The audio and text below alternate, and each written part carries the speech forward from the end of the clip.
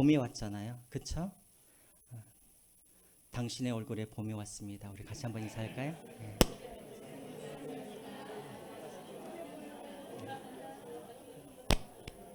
보니까 너무 얼굴들이 다 화사하신 것 같아요. 네. 제 얼굴만 겨울인가?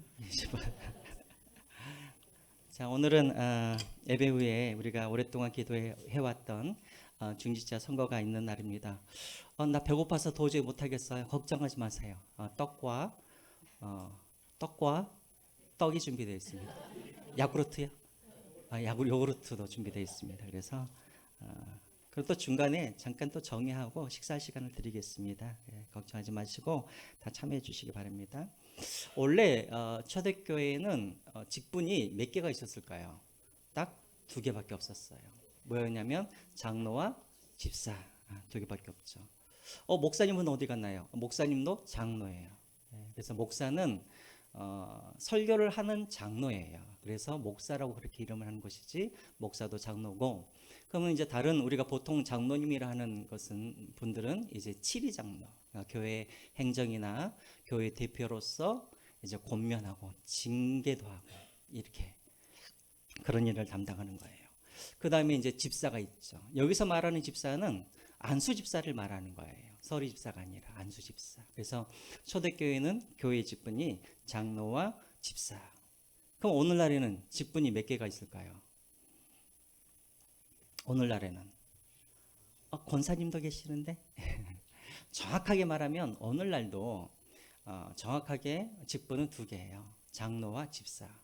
그래서 이것을 우리가 보통 항존직이라고 해요. 혹시 들어보셨어요? 항존직? 그래서 교회에 항상 있어야 할 직분, 장로와 집사, 안수 집사. 그러니까 어디든지 이제 교회를 개척하게 되어지면 항상 그 교회는 장로를 세우고 안수 집사를 세워서 교회를 그렇게 운영하도록 되어 있는 거예요. 목사님, 권사는 어디 갔습니까? 권사 무시하십니까? 권사는 임시직이에요, 임시직. 그래서 권사는 안수를 안 하죠. 그렇죠? 그래서 한존직에만 안수를 하고, 권사님들은 임시직이긴 하지만 안수를 안 합니다. 근데 서리집사도 임시직이에요. 근데 이제 서리집사는 1년에 한 번씩 이렇게 이제 임명을 하지만, 권사는 70세까지 그렇게 계속해서 하도록 그렇게 되어 있는 것이죠. 혹시 여러분 중에 감리교회 출신들 계시나요? 혹시 한번 손 들어 보실래요? 감리교 없으세요? 이야, 오직 한 길만 걸어오셨군요. 장로교만. 감리교회 가면은 권사직이 있어요. 감리교회. 원래 최초로 권사직을 만든 곳이 감리교였어요. 그래서 지금도 우리 한국 감리교회 가면은 남자분들한테 권사님 그러세요. 아시죠? 예. 원래 이 권사직을 누가 만들었냐면 감리교를 창시했던 분이 만드셨어요. 존 웨슬리. 혹시 들어보셨어요?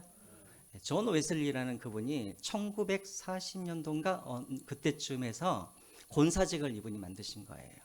그러니까 그때는 목회자가 많이 없었잖아요. 목회자가 많이 없었기 때문에 교회에서 신방도 하고 심지어는 설교도 해줄 만한 그런 사람이 교회 안에 필요했던 거예요. 그래서 감리교에서 먼저 이렇게 신방도 하고 설교도 할 수 있는 사람을 이제 직분을 그렇게 감리교에서 이제 권사라는 직분을 그렇게 준 것이죠.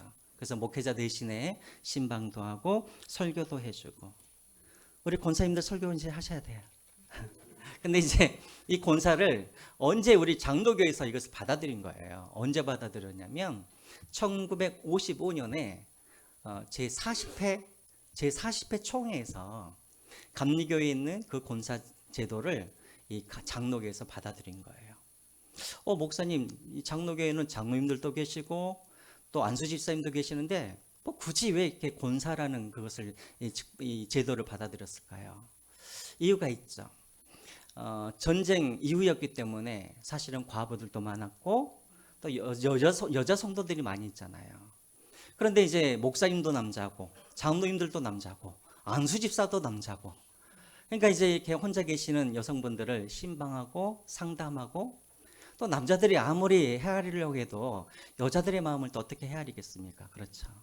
그래서 감리교회에 있는 그런 권사제도를 이 장로교에서는 여성분들에게 그렇게 이제 권사제도를 줘서 그분들로 하여금 장로님들이나 안수집사님들이나 목사님이 하셨던, 그래서 뭐 하냐면 신방하고 또 이렇게 여성분들을 격려하고 또 교회에 이렇게 이제 그 뭐 구제할 사람들 이렇게 살피고, 그러니까 한마디로 말하면 이제 교회에 어머니와 같은 그런 역할을 누가 했냐면 권사님들이 그렇게 하신 거예요. 이해가 되시죠?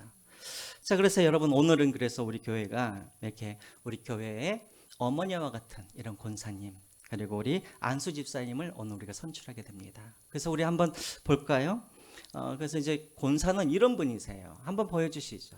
예, 권사는 우리 총회 헌법에는 이렇게 되어 있어요. 권사는 권사의 직분은 교인을 방문하되 환자와 환난을 당하는 자와 특히 믿음이 연약한 교인들을 돌보아 권면하는 일들을 우리 권사님들이 하게 되어 있는 거예요. 그러니까 우리 교회는 그런데 권사님들이 맨날 설거지만 하고 계시죠. 그렇게 하면 안 되는 거예요. 권사님들은 설거지만 하시는 게 아니에요. 자, 그럼 이제 집사님들이 누구인가? 이제 그 다음 거 안수 집사님들은 이런 분들이에요. 집사의 직분은 목사 장로와 합력하여 빈핍한 이제 궁핍한 자들, 공공한 자들 공고하고 또 환자와 갇힌 자와 고아와 환난 당한 자들 위문하여서 그렇게 그들을 이렇게 위문하고, 그다음에 교회의 헌금이나 재정을 담당하는 분들이 이제 이 안수 집사님들이 하는 거예요. 그 목사님들이나 이런 분들은 사실 손을 대면 안 되겠죠. 그래서 안수 집사님들이 이제 그런 일들을 이제 하도록 그렇게 되어 있습니다. 자, 그래서 이제 권사는 이런 역사가 있었구나 우리가 알게 되어지는데, 그러면 안수 집사는 언제부터 생기게 되었는가?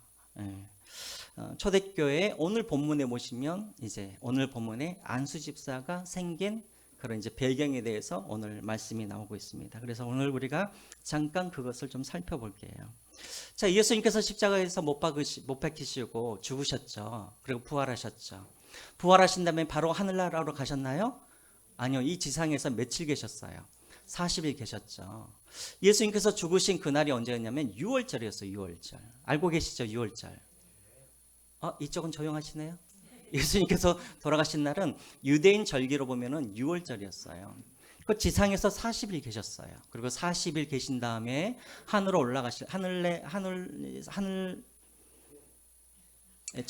하늘로 올라가셨을 때 예수님께서 제자들에게 약속하셨죠. 내가 성령을 너에게 보내주겠다 약속하셨죠. 그리고 나서 며칠 만에 이 성령님이 약속대로 오시냐면 10일 후에. 자, 우리가 어떻게 10일 후인지 목사님이 어떻게 하세요? 알아요. 왜냐하면 언제 이 성령이 강림하셨어요? 오순절 때 강림했잖아요. 그렇죠? 그러니까 6월절부터 오순절까지는 정확하게 말하면 6월절이 아니에요. 초실절이죠. 어쨌든 6월절부터 오순절까지가 약 50일이니까 계산되시죠? 자, 그래서 이제 예수님께서 약속하신 그 성령 하나님이 언제 임하게 되냐면 예루살렘에 절기적으로 보면은 오순절 때 예수님께서 십자가에 못 박혀 죽으신 지 50일 만에 이제 이렇게 성령님이 임하게 되어지죠. 이 성령님이 어디에 임하게 되어지냐면 제자들의 마음뿐만 아니라 오순절을 지키러 왔던 많은 유대인들의 마음속에 이 성령 하나님께서 임재하게 되는 거예요. 자, 그러면서 어떤 일이 벌어지냐면 갑자기 유대인들이 성령 하나님이 임재하시니까 사도들이 설교를 하게 되어지면 과거에는 막 사도들을 죽이려고 그랬는데 성령 하나님이 임재하게 되어지시니까 어떻게 돼요? 자기의 죄가 발견되어지고 회개하게 되고 우리가 어찌하면 좋겠습니까 하면서 회개를 하게 되어지죠. 그러면서 교회가 세워지기 시작한 거예요. 그래서 이제 예루살렘 교회에 성령님께서 임하게 되어지자 교회가 세워지는데 이 교회가 그냥 개척교회 수준이 아니에요. 갑자기 3,000명, 5,000명씩 회개를 하게 되어지더니 갑자기 10,000명, 20,000명 되는 그런 대형 교회가 예루살렘에 그런 교회가 세워지게 된 거예요. 자, 여기까지 따라오시겠어요? 자, 그런데 이제 지도자는 몇 명이에요? 지도자는 사도들이 12사도밖에 없는 거예요. 자, 그래서 12사도들이 이제 이들을 지도하고 있었던 거예요. 10,000명, 20,000명 되는 그런 성도들을 지도하고 있었는데 그런 와중에 문제가 생기게 되어지죠. 어떤 문제가 생기는가? 오늘 본문에 나와 있어요. 우리 본문 1절과 2절 같이 한번 보겠습니다. 1절과 2절 시작. 그때 제자가 더 많아졌는데 헬라파 유대인들이 자기의 과부들이 매일의 구제에 빠짐으로 히브리파 사람을 원망하니 2절. 우리가 하나님의 말씀을 제쳐놓고 접대를 입삼는 것이 마땅하지 아니하니. 자, 이게 무슨 말이냐면, 자, 초대교회가 세워졌는데 거의 10,000명, 20,000명 되는 그런 대형 교회가 세워진 거예요. 그래서 보통 예배는 어디서 드렸냐면 성전 안에 솔로몬 행각이라는 곳이 있었어요. 여기에서 수많은 그리스도인들이 모여서 베드로의 설교를 그렇게 들었어요. 그 다음에 이제 베드로 설교를 듣고 나면 또 그냥 헤어졌는가? 아니요. 이제 좀 큰 집집마다 이렇게 흩어져 가지고 소그룹을 또 했어요. 소그룹을. 뭐 50명, 100명씩 이렇게 나눠져 가지고 또 거기에서도 말씀을 듣고 또 함께 떡을 떼고 선창식도 하고 그런 일들을 이제 하게 된 거예요. 그래서 예루살렘 교회는 대그룹도 있었고 소그룹도 이렇게 있었다는 거예요. 자, 그런데 이제 예루살렘 초대교회가 어떤 일들을 했냐면 사도들이 교회가 설교와 말씀만 전한 것이 아니라 어떤 일도 했냐면 구제하는 일도 있었어요. 왜냐하면 초대교회에는 가난한 사람들이 너무나 많았었거든요. 자, 그래서 이제 부자들이 자기들이 땅을 팔아가지고 사도들 앞에다 다 내어놓으면 사도들이 그 돈을 가지고 사도들이 뭘 했냐면 이렇게 매일 구제와 또 한 달 구제가 있는데 매일 구제를 이 사도들이 했었어요. 이 매일 구제라는 게 뭐냐면 그들에게 매일매일 식사를 제공해주고 또 뭘 해줬냐면 옷가지라든가 또 이렇게 또 뭐죠? 담요 같은 거 이렇게 나눠주는 이 일들을 사도들이 다 했단 말이에요. 그러니까 사도들이 설교도 하고 전도할 뿐만 아니라 이렇게 교회 안에 가난한 사람들이 있으면 그들을 파악하여서 또 재정도 지출하고 행정적인 모든 일들을 다 했단 말이죠. 자, 그러다 보니까는 문제가 생기겠어요? 안 생기겠어요? 당연히 생기죠. 사도들이 너무나 일이 많잖아요. 어떤 문제가 생겼냐면 히브리파 유대인들과 헬라파 유대인들, 교회 안에 있는 히브리파 유대인들과 헬라파 유대인들 간에 갈등이 생긴 거예요. 여기서 말하는 헬라파 유대인이란 어떤 사람들을 말하냐면 한마디로 말하면 교포들이에요. 교포들. 그러니까 해외에서 태어나서 해외에서 살다가 이제 늦지막쯤에 이렇게 다시 예루살렘에 와가지고 사는 교포들. 우리나라로 말하면 무슨 조선족이나 뭐 이렇게 교포들 있죠. 이렇게 그런 분들이 이제 교회 안에 있었어요. 그 히브리파 유대인들은 누구냐면 이 유대 지역에 그냥 태어나가지고 히브리어를 하고 있는 그런 이제 원주민들이죠. 이 사람들은. 근데 교회 안에 바로 이렇게 헬라파 유대인들과 히브리파 유대인들이 있었는데 사도들은 다 어떤 사람들이에요? 다 헬라파 유대인들이에요. 사도들은 다 히브리파 유대인들이죠.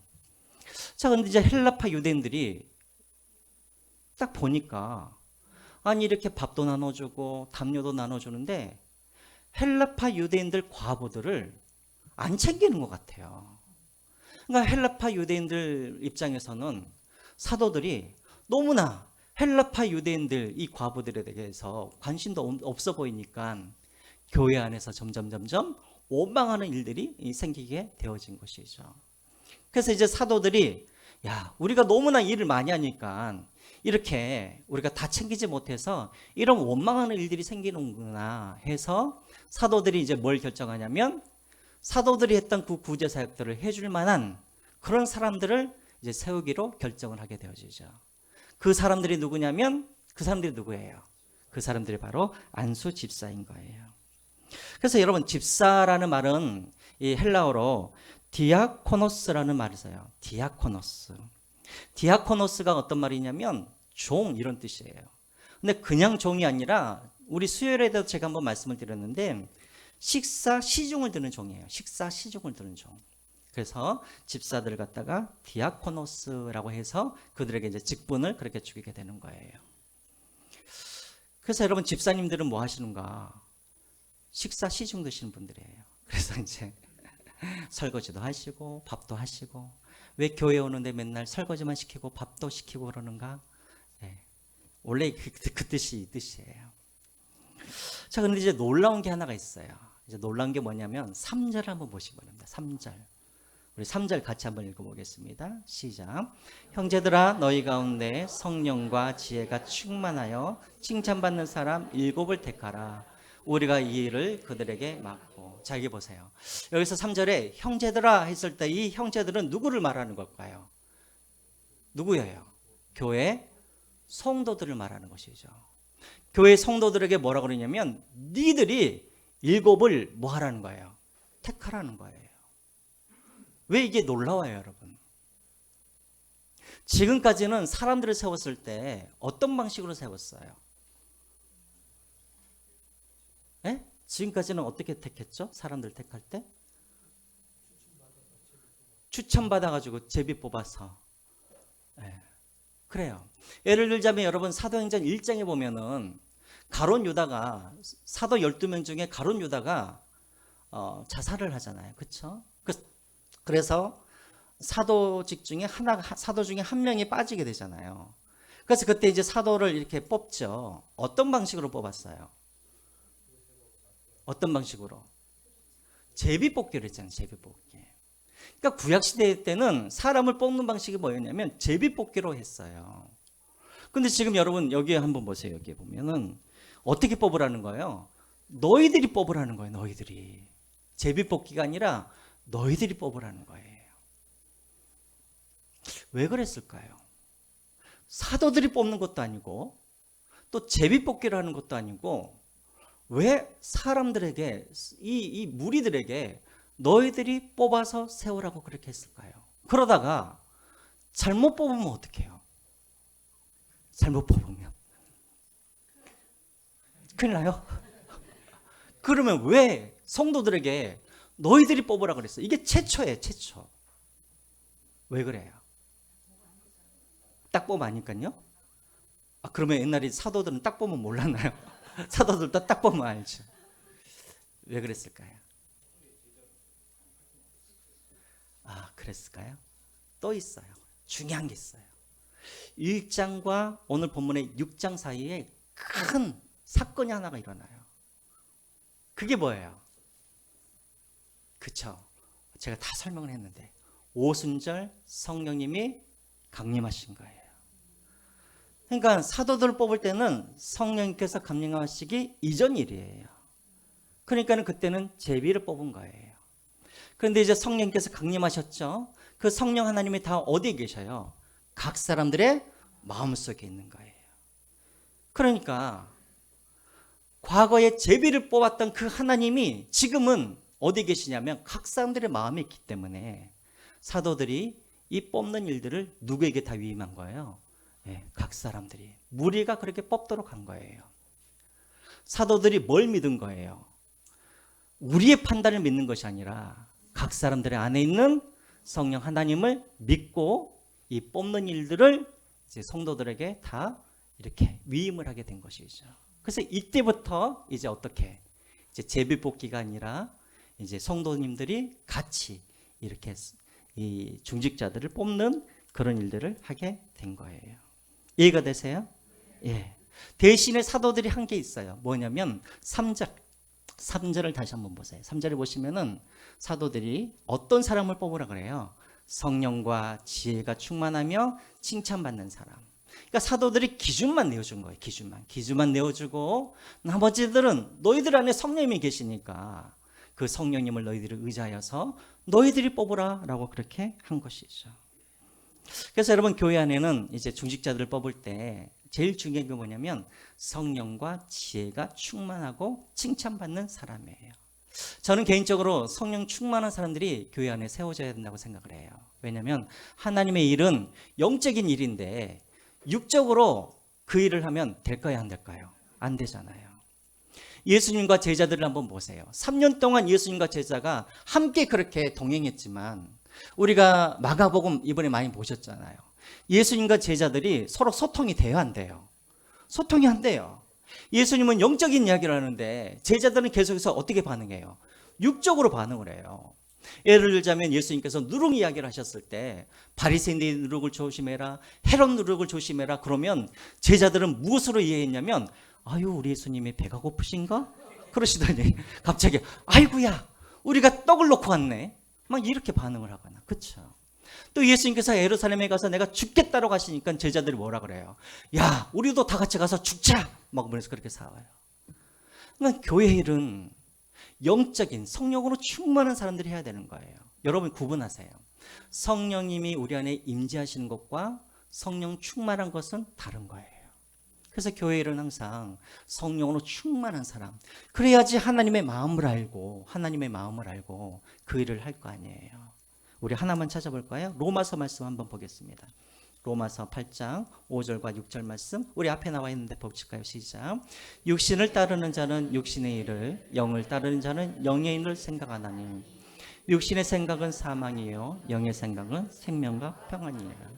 그러니까 저도 목회를 한 20년 넘게 생각했는데 이렇게 저도 이제 많은 회의를 참석해 보면 교회를 하는데 너무나 막 이렇게 세상 사람들과 똑같은 믿음의 방식이 아니라 그렇게 접근하는 그런 분들이 참 많다라는 거예요. 그래서 교회든 지혜도 충만해야 되고 칭찬도 받아야겠지만 가장 중요한 것은 성령 충만. 아이고 제가 목이 메이네요. 성령 충만한 사람들이 교회 일들을 그렇게 할 수 있도록 해야 되는 거예요. 그러면 여러분 피택자들만 성령 충만해야 돼요? 뽑는 사람들도 어떻게 해야 돼요? 성령으로 충만해야 되죠. 그래서 여러분 오늘 우리가 이렇게 내가 투표하기 전에 먼저 여러분들이 개인적으로 기도하셔야 돼요. 내 안에 계신 성령께서 충만하여서 이렇게 잘 이렇게 할 수 있도록 위해서 기도하시기 바랍니다. 자 그러면 걱정되잖아요. 야 그러다가 잘못 뽑으면 어떡해? 5절과 6절을 한번 보세요.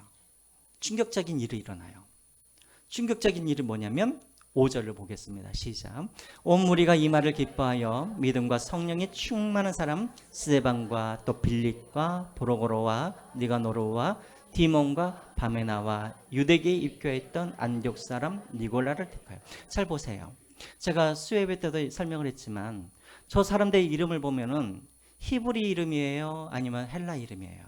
다 헬라 이름이에요. 그래서 학자들은 이 사람들이 대부분 헬라파 유대인들에서 뽑혔다고 되어 있어요. 아니 지금 예루살렘에 있는 초대교회는 다수의 사람들이 누구냐면 히브리파 유대인들이에요. 사도들도 히브리파 유대인들이에요. 그런데 지금 이 집사들이 뽑혔는데 이 사람들은 거의 대부분 어떤 사람들이냐면 헬라파에서 뽑힌 거예요. 자 그런데 여러분 자세히 보세요. 6절을 보시기 바랍니다. 6절 보시면 사도들 앞에 세우니 사도들이 기도하고 그들에게 안수하니라. 여기에 누가 이의를 제기했거나 원망했거나 불평했다는 말이 있어요 없어요? 없어요. 그러니까 히브리파 유대인들이 이렇게 말을 할 수 있잖아요. 아 이거 잘못된 거라고, 이거 사람들이 생각으로 뽑은 거라고, 다시 제비뽑기 하자고. 어떻게 히브리파 유대인들은 한 명도 안 되고 헬라파 유대인들만 뽑혔냐고 이렇게 불평하고 원망할 수도 있잖아요. 그런데 그렇게 하지 않았어요. 히브리파 유대인들도 이 결과를 어떻게 했어요? 그대로 받아들였어요. 물론 자신들이 순종한 거였겠죠. 그렇죠? 성령 하나님께서 그들에게 주신 마음대로 했는데 결과적으로 보면은 헬라파 사람들이 뽑힌 거예요. 왜 헬라파 사람들이 뽑혔을까? 지금 이 원망은 지금 누가 원망을 많이 하고 있어요? 헬라파 사람들이 원망을 하고 있잖아요. 그러니까 그 사람들의 마음을 달래고 치료하고 또 교회를 회복하는 데 있어서 헬라파 그리스도인들이, 헬라파 유대인들이 필요했기 때문에 그렇게 세워진 것 같아요. 어쨌든 어떤 결과가 나왔건 예루살렘 초대교회 성도들은 이 결과에 다 순종하고 그렇게 세워서 안수했던 것이죠. 자 그랬더니 어떤 결과가 나왔는가? 우리 마지막 7절을 한번 보겠습니다. 7절. 자, 같이 읽겠습니다. 시작. 하나님의 말씀이 점점 왕성하여 예루살렘에 있는 제자의 수가 더 심히 많아지고 허다한 제사장의 머리도 이대에 복종하니라. 보세요. 갈등이 있었지만 성도들이 지혜롭게 성령 충만한 가운데 이렇게 일처리를 하니까 어떤 일이 벌어져요? 하나님의 말씀이 더 왕성해져서 예루살렘에 있는 제자의 수가 심히 더 많아지고, 심지어는 예수님을 가장 앞장서서 대적했던 제사장들도 이제 예수 그리스도의 도를 복음을 믿게 되었다라는 거예요. 여러분 보세요. 교회가 부흥하다가 교회 안에 갈등이 생겼어요. 한바탕하면 교회가 두 쪽으로 나눠질 뻔했어요. 그런데 성령 충만하여서 그 문제를 해결해 가니까 오히려 어땠어요? 더 왕성해져서 더 교회의 성도 수가 더 많아지는 그런 일들이 있었다라는 거예요. 여러분 오늘 우리가 이제 중직자 회의를 할 텐데 우리에게도 이런 일들이 있었으면 좋겠어요. 혹시라도 또 뽑히시는 분들 중에 또 혹시라도 안 되신 분들이 있을 수도 있잖아요. 저는 개인적으로 어쨌든 다 이렇게 뽑히셨으면 좋겠어요. 근데 안 되더라도 이것은 또 성령께서 또 우리에게 주신 결과이기 때문에 우리가 순종하고, 그렇죠? 순종하여서 그렇게 하시고, 또 뽑는 분들도 아유 저분은 안 뽑힐 줄 알았는데, 물론 우리 교회는 그런 분들이 없으시겠지만 뽑혔으면 또 거기에 대해서 순종하시고 또 그렇게 복종하시고, 그래서 우리가 성령 안에서 그렇게 복종하는 그런 일들이 오늘 이 시간 우리가 중지자 회의 때 그렇게 성령으로 시작하여서 성령으로 만치는 그런 중직자, 그런 선거가 되도록 우리 같이 그렇게 성령님께 그렇게 의탁하고 성령 충만한 가운데 그렇게 맞춰지기를 주님의 이름으로 부탁드립니다. 자, 우리 찬양하시고 준비하신 내용을 하나님 앞에 올려드리겠습니다.